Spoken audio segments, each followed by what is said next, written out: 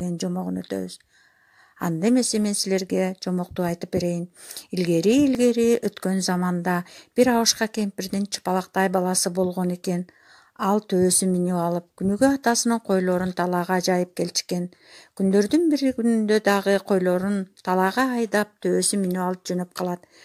Мына ошол кезде төө катуу силкингенде чыпалактай бала төөнүн үстүнө кулап түшүп, жерге түшүп калат. Күндүн ысыгынан чыпалактай бала аябай ысып, талмуурсуп, чоң жалбырактын түбүнө жатып уктап кетет. Мына ошол кезде төө оттоп жүрүп, чыпалактай баланы жалбырак менен кошо аймап жеп коет.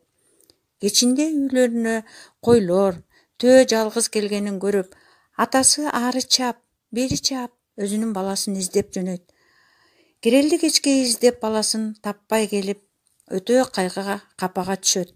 Мына ошол кезде чыпалактай бала төөнүн кардында жатып, атаке, мен төөнүн кардындамын, мени сактап калгыла, тезирээк төөнү сойгула деп кыйкырат. Атасы болсо үндү угуп алып, кошуналарын чакырып келип, баласын сактап калыш үчүн төөнү сойдурат.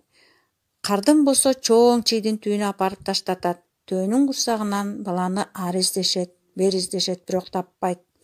Кечинде кынжыйып ачка келе жаткан карышкыр чийдин түбүндө жаткан төөнүн кардын таап алат дагы бүт жеп кетет.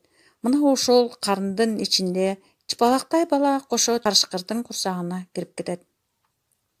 Карышкыр жүрүп отуруп, күндөрдүн бир күнүндө койчулардын кой сарайына туш келет. Койлоруна кол салайын деп жатканда чыпалактай бала: "Эй, койчулар, тезирээк тургула, ойгонгула, карышкыр силердин койлоруңарды жеген жатат" дейт. Мына ошондо койчулар карышкырды кууп калышат.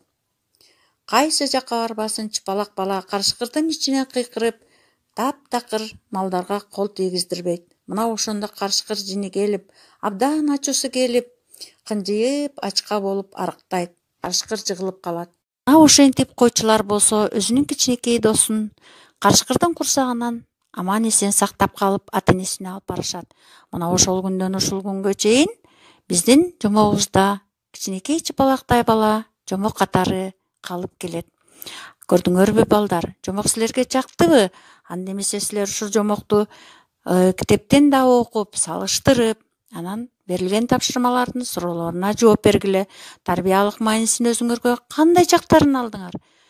Эгерде силерге жакса, кандай тарбиялык маанисин алсаңар, ошону кайтарым байланышка чыгып, мугалим эжекелериңерге айтып бергиле.